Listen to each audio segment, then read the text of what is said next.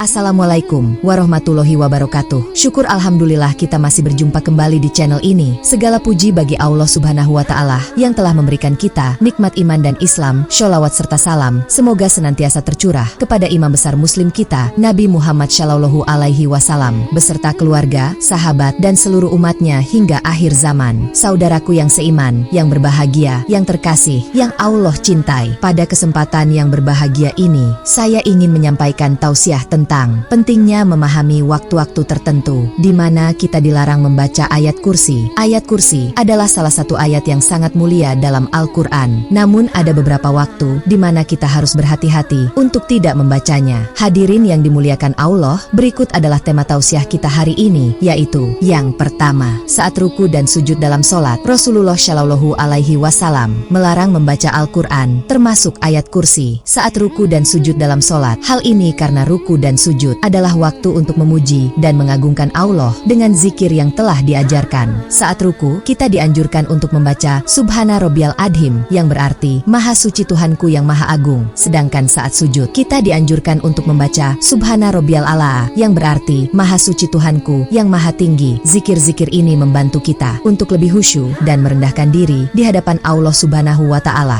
serta mengingat kebesaran dan keagungannya. Dengan demikian, kita dapat lebih fokus dalam sholat dan merasakan kedekatan yang lebih dalam dengan Allah subhanahu wa ta'ala. Selain itu, mengikuti sunnah ini juga menunjukkan ketaatan kita kepada ajaran Rasulullah Shallallahu Alaihi Wasallam dan menjaga kesucian serta keagungan Al-Quran dalam setiap aspek ibadah kita. Berikutnya yang kedua, dalam keadaan mengantuk. Membaca Al-Quran saat mengantuk bisa menyebabkan kesalahan dalam bacaan yang dapat merubah makna ayat. Lebih baik menunggu hingga kita benar-benar sadar dan fokus. Rasulullah Shallallahu Alaihi Wasallam bersabda, apabila salah satu di antara kalian bangun malam sehingga bacaan Al-Qurannya menjadi kacau sampai dia tidak sadar apa yang dia baca, hendaknya dia tidur. Hadits riwayat Muslim. Hal ini menunjukkan pentingnya menjaga kesucian dan keakuratan bacaan Al-Quran. Membaca dalam keadaan mengantuk tidak hanya berisiko membuat kesalahan, tetapi juga dianggap sebagai bentuk kurangnya penghormatan terhadap Al-Quran. Ketika rasa ngantuk datang, sebaiknya kita beristirahat sejenak hingga benar-benar terjaga dan dapat membaca dengan penuh kesadaran dan penghormatan. Dengan demikian, kita dapat memastikan bahwa bacaan kita benar dan sesuai dengan makna yang sebenarnya, serta menunjukkan rasa hormat yang tinggi terhadap Al-Quran. Membaca dalam keadaan sadar dan fokus juga memungkinkan kita untuk lebih memahami dan merenungkan makna ayat-ayat yang kita baca, sehingga ibadah kita menjadi lebih bermakna dan khusyuk. Yang ketiga, saat di toilet atau kamar mandi, membaca ayat kursi di tempat-tempat ini dianggap tidak menghormati kesucian Al-Quran. Tempat-tempat tersebut tidak layak untuk membaca ayat-ayat suci karena kebersihannya yang tidak terjaga. Dalam Islam, menjaga kebersihan adalah bagian dari iman, dan tempat-tempat seperti toilet atau kamar mandi tidak memenuhi standar kebersihan yang diperlukan untuk membaca Al-Quran. Membaca Al-Quran di tempat yang tidak bersih dianggap tidak menghormati kesucian dan kemuliaan ayat-ayat Allah. Selain itu, tempat-tempat tersebut seringkali menjadi tempat berkumpulnya najis, sehingga tidak pantas untuk digunakan dalam aktivitas ibadah seperti membaca Al-Quran. Tempat-tempat ini juga seringkali memiliki bau yang tidak sedap dan kondisi yang tidak nyaman yang dapat mengganggu konsentrasi dan kehusyuan dalam membaca Al-Quran. Sangat penting untuk memilih tempat yang bersih dan suci ketika ingin membaca ayat-ayat Al-Quran, termasuk ayat kursi, agar kita dapat melakukannya dengan penuh penghormatan dan kesucian. Yang terakhir, saat sedang hadas besar, dalam keadaan junub, haid, atau nifas, membaca Al-Quran termasuk ayat kursi dilarang. Adalah waktu di mana kita harus menjaga kesucian diri sebelum berinteraksi dengan ayat-ayat suci. Hal ini juga berlaku bagi wanita yang sedang haid atau nifas. Dalam keadaan hadas besar, kita diwajibkan untuk mandi wajib terlebih dahulu sebelum melakukan ibadah yang melibatkan Al-Quran, yang menunjukkan betapa pentingnya menjaga kesucian diri dan menghormati kesucian Al-Quran. Dengan demikian, kita dapat berinteraksi dengan ayat-ayat suci dalam keadaan yang paling bersih dan suci. Sesuai dengan tuntunan agama, menjaga kesucian diri sebelum membaca Al-Quran juga membantu kita untuk lebih khusyuk dan fokus dalam ibadah, serta menunjukkan rasa hormat yang tinggi terhadap firman Allah Subhanahu wa Ta'ala.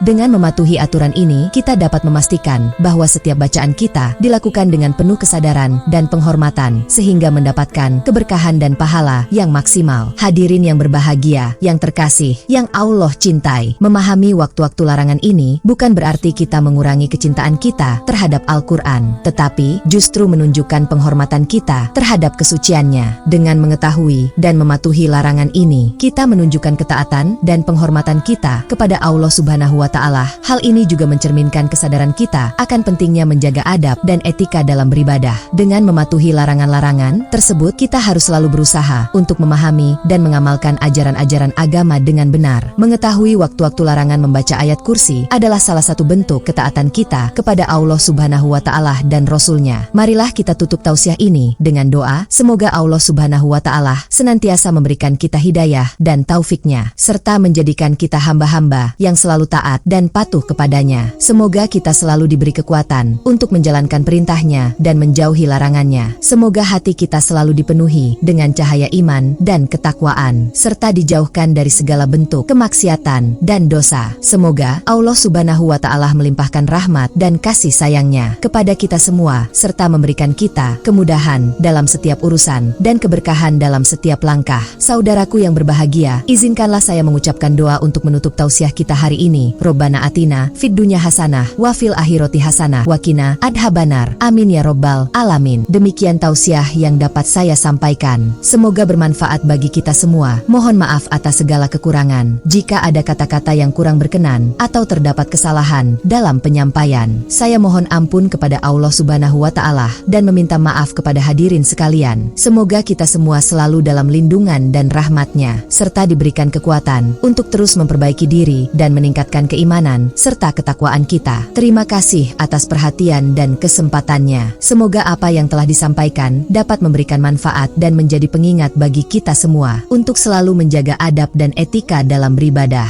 Jika ada hal-hal yang kurang berkenan atau terdapat kesalahan dalam penyampaian, saya mohon maaf yang sebesar-besarnya. Semoga kita semua selalu dalam lindungan dan rahmat Allah Subhanahu wa Ta'ala, serta diberikan kekuatan untuk terus memperbaiki diri dan meningkatkan keimanan serta ketakwaan kita. Wassalamualaikum warahmatullahi wabarakatuh.